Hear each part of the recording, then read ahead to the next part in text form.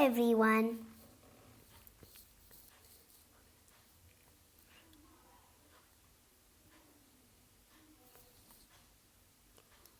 Welcome back to the Battula Sisters channel.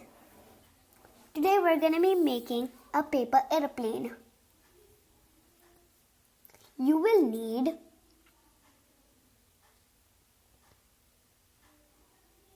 an A4 sheet of paper. Step 1. Fold the paper in half, then unfold it.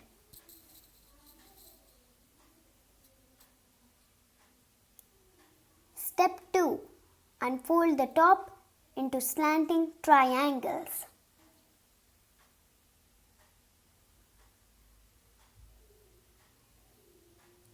Step 3. Fold it in half. Step 4. Fold the sides as shown.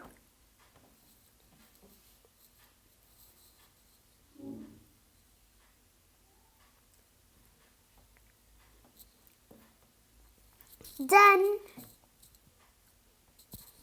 And don't forget to subscribe, turn on notifications, like this video and share it with your friends.